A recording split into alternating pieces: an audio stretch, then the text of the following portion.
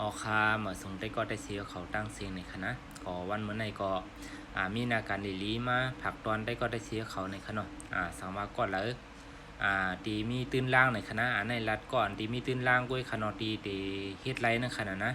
ก็จะว่ากูก็เฮ็ดไรขนาดสังว่าเฮาเฮ็ดธุรกิจเฮาขายขายของ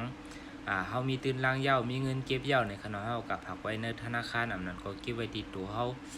ซื้อเงินซื้อค้ำในขนมมันก็จังจังหายไรมันก็จัง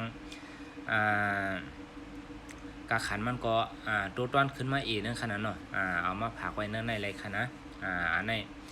เสียงกายสมัครเสียงกายหางขนาดเฮาผักเงินไว้เฮาไรคีมันในคณะเป็นสังหาริมทรัพย์ในขนม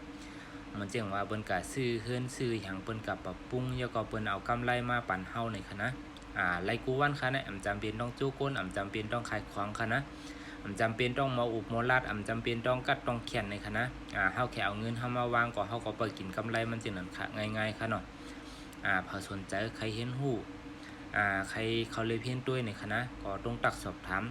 ตักมาไล่ในคณะก่อนที่มหาตื้อตั้งก่อนที่มีเวลาขณะเหตุการณ์มีวันนั้นก็ขายของนั้นก็หมออุบหมอลัดหมอโจ๊กก้นว่าหมอขายควางว่ามีเวลาขายควางว่ามีเวลา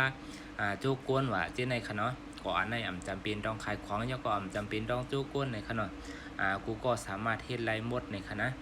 อยู่ดีแล้วก็เฮ็ดไรค่ะเปิ้ลว่าเป็นในเมืองไทยขณะเปิ้ลว่ามีวัด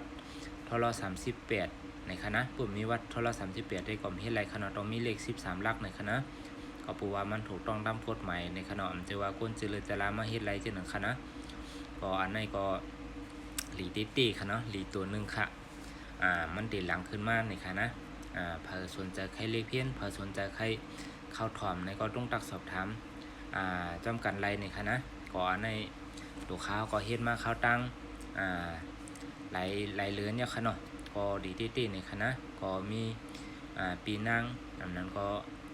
พี่น้องค่ะเนาะพี่น้องออกกันนะคะเฮ็ดไว้อยู่ในคณะเขาก็เฮ็ดมาเขาตั้งหลายเรือนเนี่ยในคณะเขาก็มาแนะนำมาบอกต่อเฮาในคณะเนาะก็